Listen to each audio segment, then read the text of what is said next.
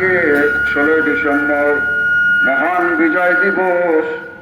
এই দিবসে আমরা কিছু গুনার বান্দা আমাদের এই কার্যালয়ের সামনে হাত তুলেছি। আল্লাহ, তুমি আমাদের জীবনে জানা অজানা গোপন প্রকাশ ছোট বড় সমস্ত গুনাহকে মাফ করে দাও।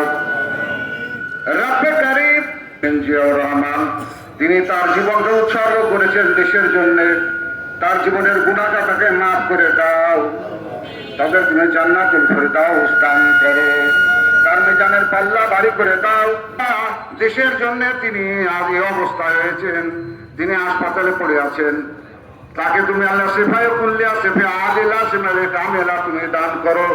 তার শরীরের অর্গানগুলি স্বাভাবিক করে দাও, ওষুধের মাধ্যমে সুস্থ করে দাও। এই দেশের জন্য কাজ করার আরেকটি সুযোগ দাও।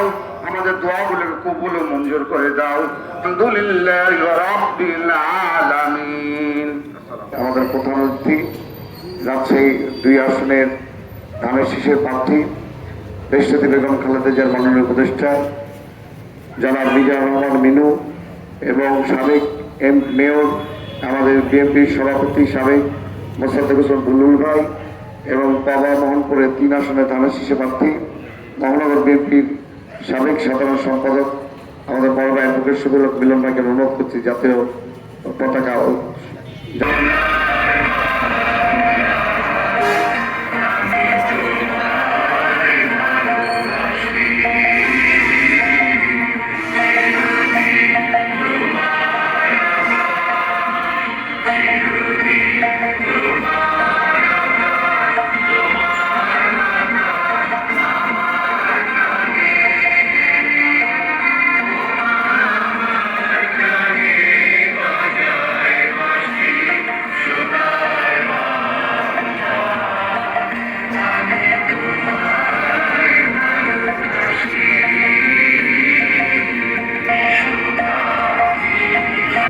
আলহাজ মামুনুর রশিদ মামুন, সম্মানিত সাধারণ সম্পাদক রাজশাহী মহানগর বিএনপি মাহফুজুর রহমান রিটন এবং সাংগঠনিক সম্পাদক রবিউল ইসলাম মিলু এ পর্যায়ে দলীয় সঙ্গীতের মাধ্যমে দলীয় পতাকা উত্তোলন করবেন।